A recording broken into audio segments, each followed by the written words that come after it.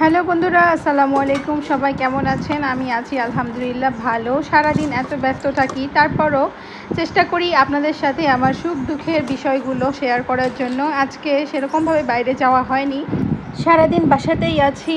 আর আমি এখন একটু পাঙ্গাস মাছ রান্না করব। মাখিয়ে দিয়ে রান্না করলে পাঙ্গাস মাছটা বেশ মজা হয়।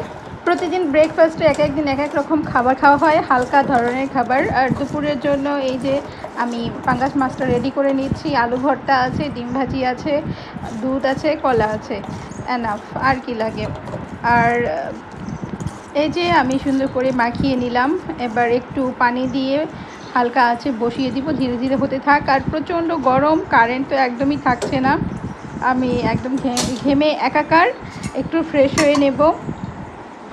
আজকে সারাদিন বাসায় একাই, নিজের কাজ নিজেই করি। আর আমার বড় মাঝে মাঝে আমাকে হেল্প করে, অনেক হেল্প করে, একটু না অনেক, আমার থেকে আরও বেশিই করে। যেহেতু আমার বর বাসায় নেই এখন, বাচ্চা দেখা প্লাস আমার রান্না, আমার নিজের ফ্রেশ হওয়া, সব কিছু আমার একাই করতে হচ্ছে। বারবার একটা কাজ করছি, আবার বাচ্চাকে দেখে আসতেছি। এরকমভাবে যত কিছুই করি না কেন, যতই বাইরে যাই বা এখানে সেখানে যাই, এগুলো কিন্তু আমার প্রতিদিন করতেই হয়, প্রতিদিনের কাজ।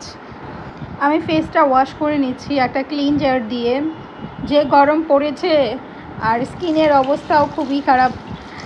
অনেকগুলো কাপড় ধুয়ে শুকিয়ে রেখেছি, সেইগুলো গোছাতে হবে। পাশাপাশি রান্নাটাও, মাছটা রান্না হয়ে গেলে আমি ভাত বসিয়ে দিব। আর এর ভিতরেই আপনাদের ভাইয়া বাসায় এসে যাবে। আমি গোসল করে তারপরে লাঞ্চটা সেরে নিব। আজকে কিন্তু সেরকম কোনো কিছু রান্না করিনি। প্রতিদিন এত ভালো ভালো রান্না করা বা বেশি রান্না করা লং টাইম নিয়ে আমার পক্ষে সম্ভব না, যেহেতু বাবু আছে। যাদের বাসায় বাবু আছে তারা অবশ্যই বিষয়টা বুঝবে। বাচ্চা যখন বেশি ঘুমায় তখন আমি একটু ভালোভাবে রান্না করতে পারি, আর যখন জেগে থাকে তখন আর খুব একটা ভালো রান্না হয় না।